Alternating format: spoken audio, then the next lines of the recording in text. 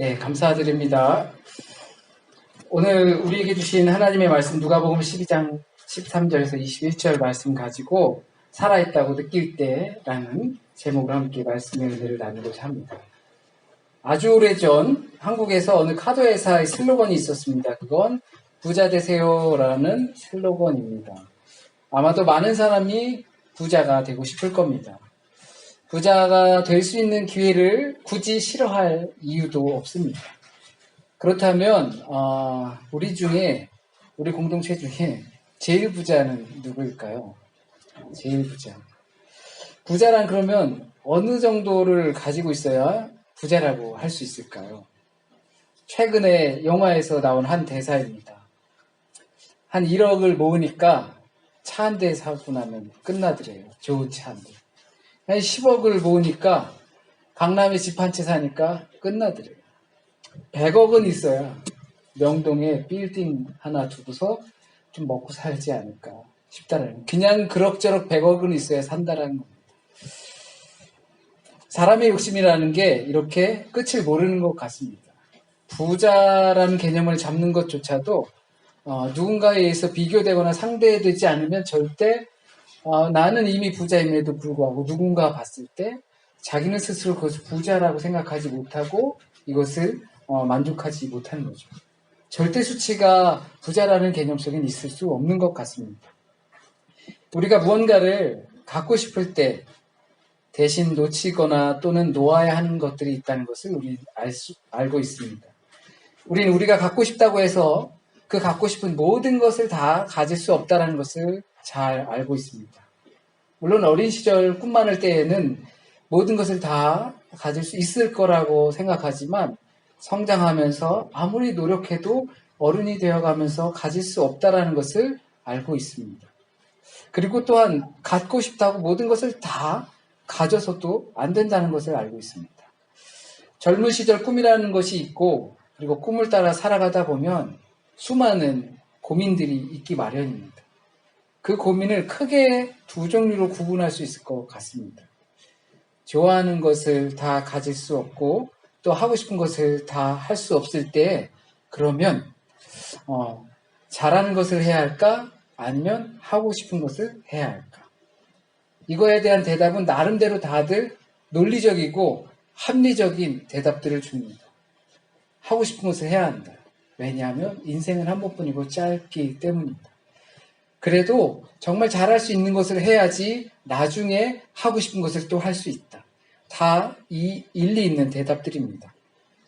그렇기 때문에 우리는 살아가면서 모든 것을 다 할 수는 없고 그냥 내가 원하는 것을, 내가 하고 싶은 것을 다 할 수 있으면 얼마나 좋을까 하지만 그럴 수 없다는 것을 알 때에 점점 원하는 것과 내게 필요한 것을 잘 구분해야 하는 것 같습니다. 원하는 것을 정확히 알고 욕망한다는 거죠. 사람의 욕심이라는 게 사실상 끝을 모르기 때문에 그 중에서도 내게 정말 필요하고 더 유익이 되는 것이 무엇이고 내가 따지고 보니까 정말 원하는 것이 무엇인지 안다면 일은 쉽게 풀릴 것 같습니다. 그 중에 정말 내가 원하는 것이 무엇인지 정확하고 신속하게 구분한다면 성공의 길로 들어서는 빠른 길이 될 것입니다. 지지난주 수요 모임에서 많은 사람들이, 신앙인들이 특히 고민하는 것 중에 저 사람을 내가 과연 사랑해야 하는가 라는 고민하는데 시간을 많이 낭비하면서 보낸다라는 것입니다. 그런데 우리가 지지난주에 이런 이야기들을 하면서 나온 것은 그건 시간 낭비다. 그리스도인이 저 사람을 사랑해야 하는가 라는 것을 고민하면서 보내는 건 시간 낭비다. 시간 낭비하지 말고 사랑해야 하는 것이 맞다. 시간을 절약하는 것은 우리에게 굉장히 중요하죠. 우리가 성공하길 원하고 부자가 되길 원할 때 정말 모든 것을 다 가질 수 없다면 정말 내가 원하는 것, 그리고 내게 정말 필요한 것, 내게 우선돼야 할 것이 무엇인지 신속하게 구분하면 일들은 훨씬 수월해집니다. 성경에선 그런 사람이 성숙되어 가는 사람이라고 말합니다. 그런 사람들은 어떤 것이 더 소중한지를 알고 있다고 합니다. 나에게 있어서 무엇이 더 중요하고 필요한 것인지를 아는 사람이야말로 성숙된 신앙인이다라고 말하고 있습니다. 이것을 오늘 본문 속에서는 유산을 문제로 형과 다툼이 생겨서 예수님께 이것을 좀 해결해 달라고 나온 사람들 이야기입니다. 이 본문 속에서 사람들이 재산, 유산, 재물 여기에 눈이 쉽게 쏠리기 마련입니다. 재산과 재물 그리고 돈 문제에 관한 것으로 이해하기 쉽습니다. 그러므로 결론은 돈을 쫓지 말고 살아라. 인생은 돈에 있지 않다. 소중한 것은 돈보다 더 소중한 것이 있다라고 결론 내리기 쉽습니다. 물론 그렇습니다. 돈보다 소중한 것이 많다는 거 우리가 모릅니까? 너무나 잘 알고 있습니다. 그런데도 아이러니하게 우리의 삶에선 돈보다 더 중요시 여기면서 사는 것이 사실입니다.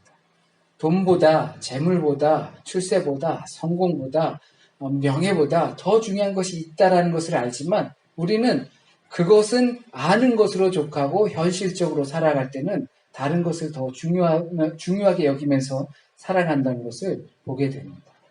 그것은 어떻게 하냐면 우리가 무엇을 목표 지향점으로 두고 사느냐에 따라서 내가 중요하게 여기는 것이 돈인지 아니면 다른 것인지 알 수 있습니다.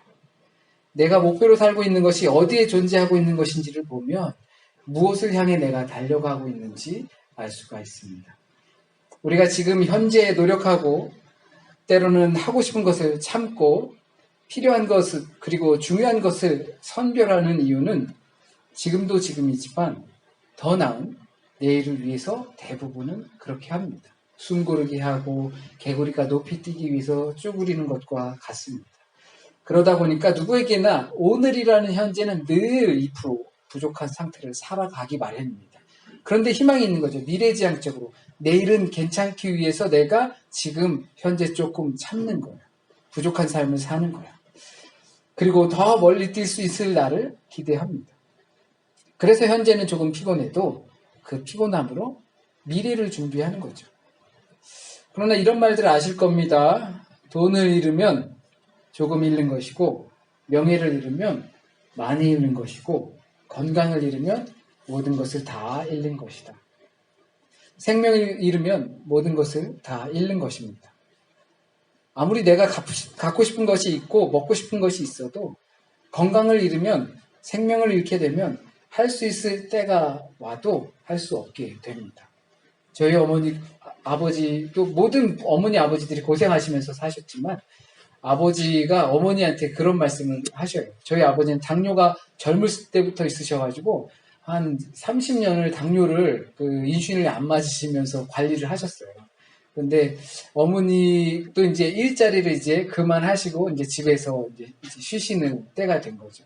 그러면서 하시는 말씀이 지금까지 고생해서 자식들 다 가르쳐 놓고서 자기 갈 길 다 가면서 큰 걱정 없이 살 때가 됐는데 그때 아파서 쓰러지고 죽으면 이게 소용없다. 우리 관리 잘해서 건강 관리해서 남은 여생 그동안은 고생하면서 살았지만 얼마가 될지 모르지만 둘이서 이렇게 좀 화목하게 건강하게 그렇게 좀 살자. 그러니까 우리 잘 관리하자. 뭐 이런 말씀들을 하셔요. 이것을 잃으면 정말 그럴 때가 와도 누릴 수가 없게 되는 것이죠. 그래서 요즘 젊은이들 벌써 한 몇 해 지난 이야기지만 욜로족이라고 그런 이야기가 있어요. 제가 정확히 명칭은 까먹었는데 욜로라고 해서 you only 무슨 once인가 뭐 이렇게 해가지고 인생은 한 번뿐이다. 그렇기 때문에 지금 있는 삶을 미래가 아니라 현재를 위해서 좀 투자하면서 현재를 즐기면서 살아야 한다라고 뭐 이러한 이야기들을 해서 그런 젊은이들도 있습니다. 또 그 반대로 이제 코스파족이라고 해서 젊은이들 간에서 한 번뿐인 인생이기 때문에 나중을 위해서 준비해야 된다라고 가치 있는 삶을 살고자 하는 사람들도 또 있습니다. 그러니까 죽으면 금은보화도 명예도 아무 소용없게 되는 겁니다. 그래서 그 라이프 스타일이 현재적인 삶에도 많은 관심을 갖게 되는 거죠. 그것을 예수께서는 사람의 생명이라고 하셨습니다. 돈이 많다고 가진 게 많다고 해서 또 인맥이 넓다고 해서 사람에게 생명이 주어지는 것이 아니라는 겁니다. 마태복음 6장 25절에서는 그러므로 내가 너희에게 이르노니 목숨을 위하여 무엇을 먹을까 무엇을 마실까 몸을 위하여 무엇을 입을까 염려하지 말아라. 목숨이 음식보다 중요하지 않고 몸이 의복보다 중요하지 않다라고 말씀하십니다. 이처럼 생명보다 소유가 더 중요한 줄로 착각하게 하는 것, 그것을 예수님께서는 탐심이라고 하십니다. 오늘 말씀에서 생명보다 더 중요한 것이 있다라고 생각하게끔 하는 것은 우리 안에 탐심이 있기 때문에 그 생명보다 다른 것이 더 중요하다라는 것이죠. 생명을 잃어도 그것을 얻고 싶어 하는 것이죠. 생명이 중요하다는 것을 알지만 우리의 삶의 지향점이 탐심으로 인하여서 다른 것에 중점을 두고 살아가다 보니까 그렇게 되는 것입니다. 탐심이 우리의 생명을 앗아간 대표적인 것이 바로 선악을 알게 하는 나무로 열매를 따먹은 사건입니다. 다 가지면 완벽할 거라고 생각했기 때문입니다. 하나님께서 아담과 하와에게 한 가지만 금하셨습니다. 99개는 다 가져. 하지만 한 가지, 그 선악을 알게 하는 나무 열매는 먹지 마. 99를 갖고 1을 하지 말라고 한 겁니다.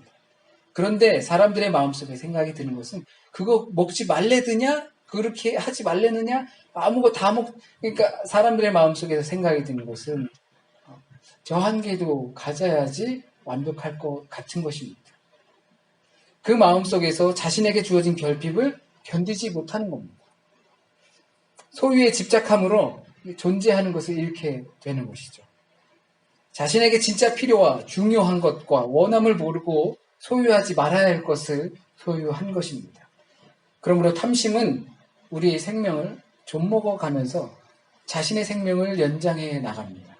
탐심은 우리 삶에 기생합니다. 많이 갖고 싶은 마음이 없을 수는 없습니다.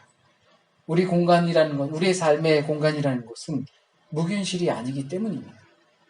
하지만 무엇이 더 중요한 건지, 필요한 건지 구분할 줄 알면 우리 생명을 그 탐심에게 빼앗기지 않을 수 있습니다. 생명과 소유의 관계를 혼동하지 않는다면 가능합니다.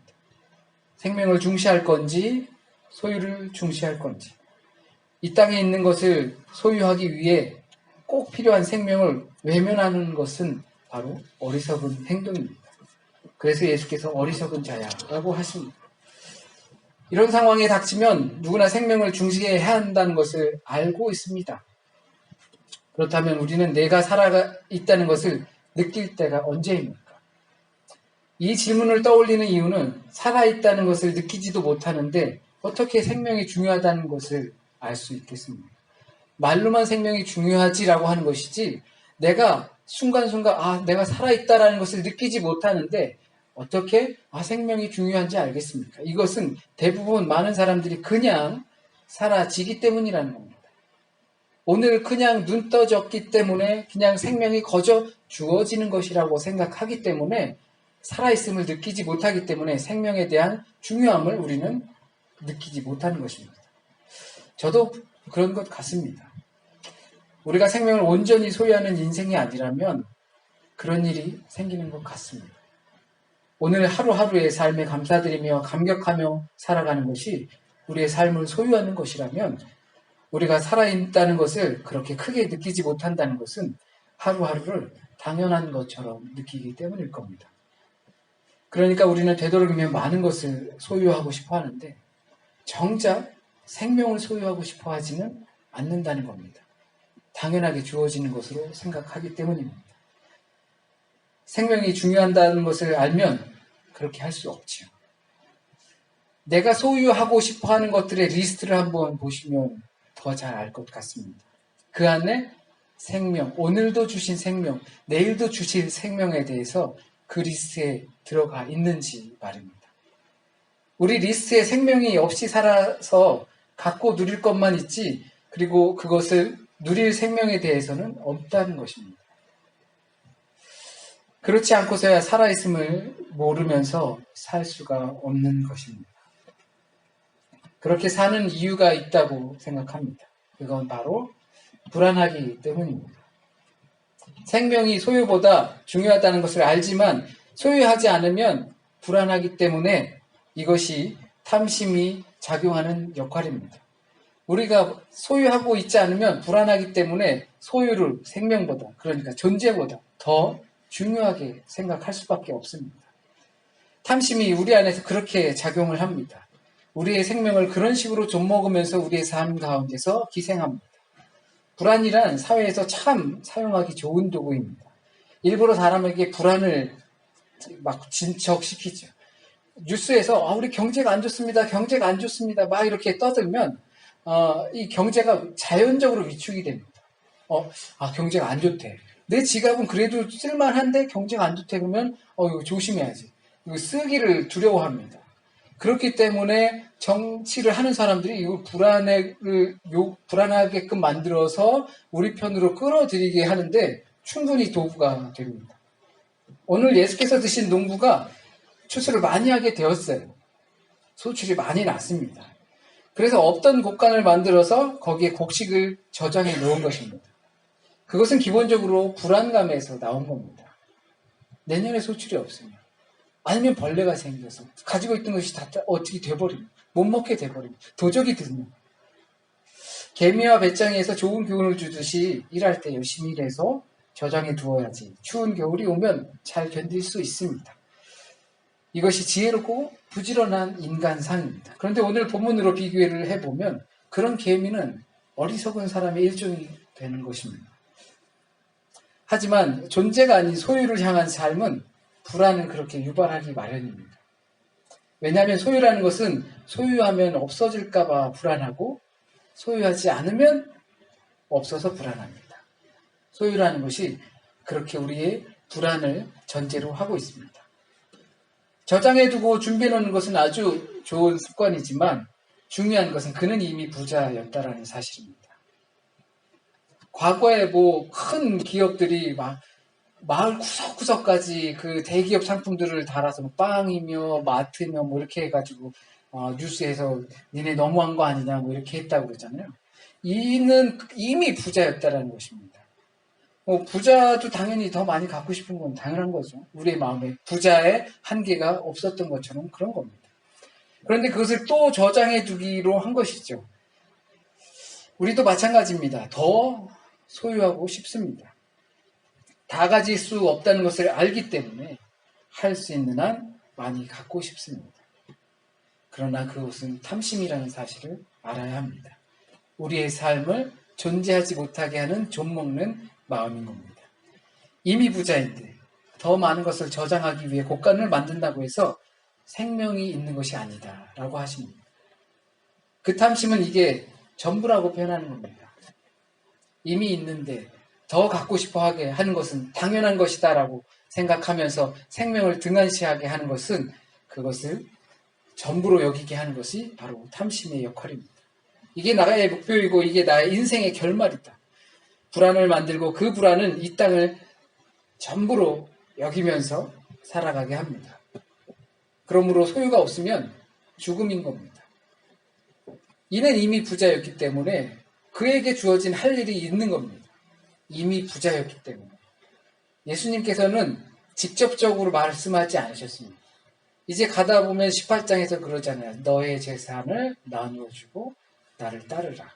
그러면 영생이 너에게 있을 것이다. 이미 부자였던 이에게는 많은 소출이 생겼던 것은 할 일이 있어요. 성경적으로 레위기적으로 따지면 11조를 해가지고 그 사람들과 함께 또 나그네들과 함께 먹고 과부들과 함께 먹고 또 그들을 먹이고 해야 할 일들이 있습니다. 그런데 그 사람은 곡간을 지어서 혹시라도 모르잖아. 불안하니까. 그것을 위해서 저장해 두었다는 것입니다. 어쩌면 예수님께서 직접적으로 말씀하시고 싶었지만 그것을 그렇게 하지 않으셨습니다. 이것을 예수께서는 하나님 앞에서 부유하지 못하다고 표현한 것입니다. 하나님의 말씀을 따르지 않았다라고도 할 수 있겠지만 하나님 앞에서 하나님 없이 산 사람으로 보고 있는 겁니다. 이 땅에서 부유한 것과 하나님 앞에서 부유한 것과의 긴장 관계입니다. 이 땅에서도 부유하고 하나님 앞에서도 부유하고 할 수 있는 방법은 매우 희박하다는 것입니다. 그래서 예수께서는 부자가 천국에 가는 것은 낙타가 바늘길을 통과하는 것보다 어렵다라고 하셨습니다. 둘 다 갖는 것은 없어라고 그러면 우리가 다 거지가 돼야 되잖아요. 그러니까 그것은 아니고 정말 어렵다라는 것을 뜻하는 것입니다. 그 둘 간의 긴장 관계를 오늘 보여주고 있는 것입니다. 그러니까 오늘 예수께서 하신 말씀 중에 탐심, 그리고 소유의 넉넉함, 하나님 앞에서 부유하지 못한 자, 이들은 모두 어리석은 자들이라는 것입니다. 바보라는 거예요. 모른다는 거예요. 알면서 떠들지만 헛산다라는 것입니다.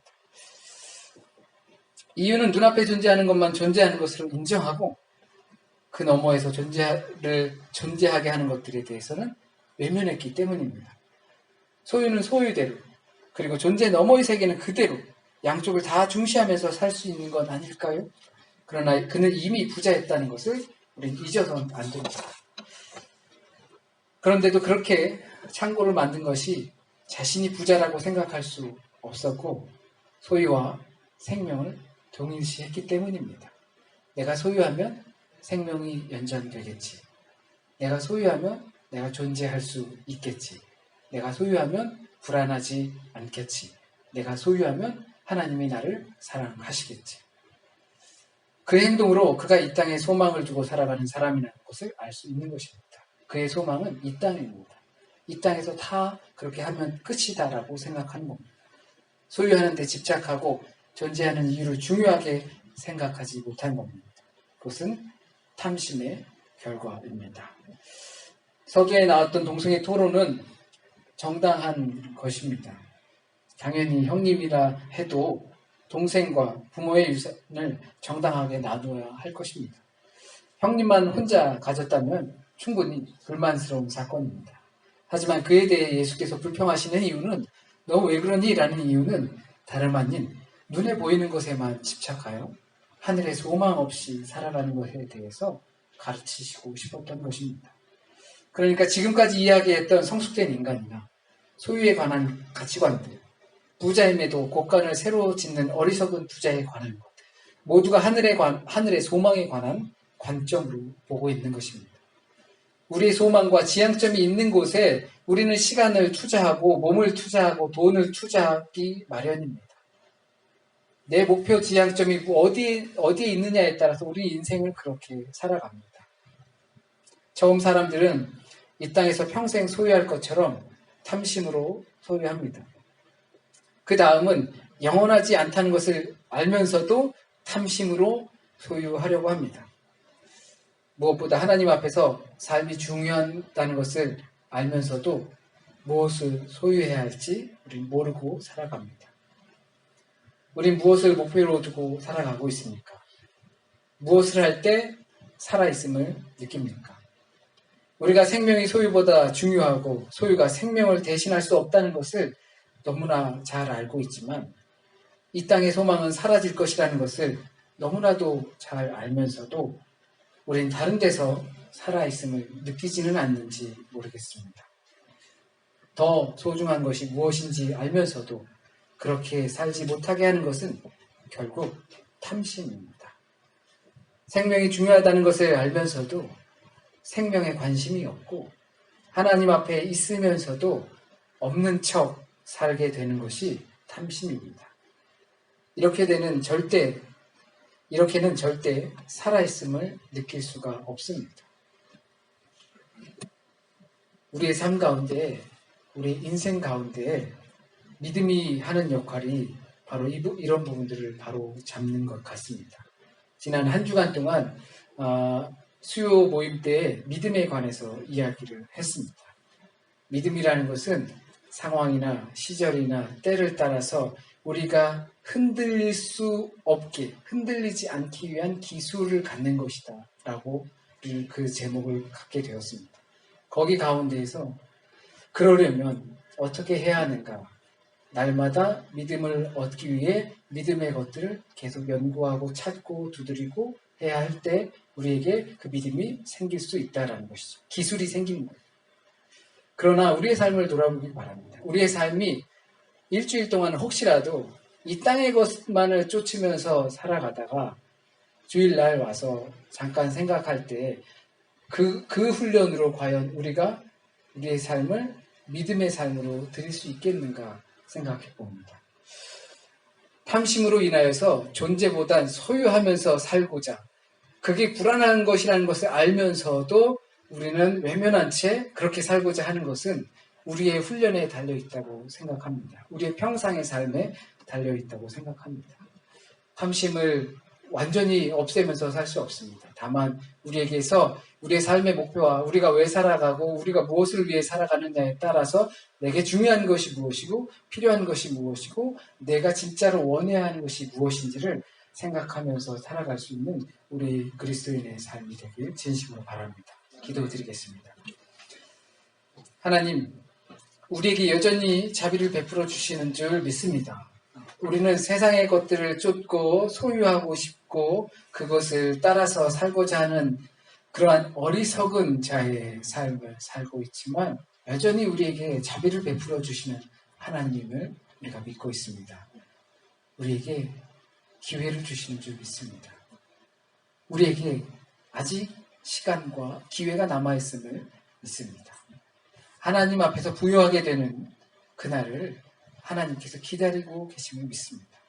하나님 앞에 서 있으면서도 없는 척 사는 삶이 아닌 탐심을 하루하루 버려가면서 하나님 앞에서 하나님의 삶으로 존재하고자 하는 그날을 기다리고 있음을 아직 우리에게 기회가 있음을 우리는 믿습니다. 하나님, 우리의 일주일의 삶도 평일의 삶도 우리가 그렇게 인도되길 간절히 소원합니다. 우리의 마음속에는 여전히 몇 퍼센트의 불안과 그리고 몇 퍼센트의 떨림과 고민과 한숨이 늘 섞여진 채 살아가고 있습니다. 우리가 구원의 날을 맞이했을 때 그것들이 기쁨으로 하나님 앞에서 아무것도 믿음 외에는 기쁘게 할 수 없다고 하셨으니 그 믿음으로 우리의 삶이 기뻐지는 날을 기대합니다. 하나님께서도 우리의 삶 가운데서 그것들이 있어지길 기대하는 줄 믿습니다. 우리의 삶이 온전히 하나님께 그렇게 드려지길 원합니다. 혹시라도 오늘 잘못 전해진 말씀이 있으면 오직 주님께서 오늘 이 시간 우리에게 하시고자 하셨던 말씀만 남게 해주셔서 주님의 뜻을 따라 우리의 삶 안에서 열매 맺게 주여 인도하여 주세요. 실패하기보다 성공하길 원합니다. 주님의 이름으로 승리하길 원합니다. 주여 인도하여 주세요. 모든 말씀 우리 주님 예수 그리스도의 이름으로 기도드립니다. 아멘.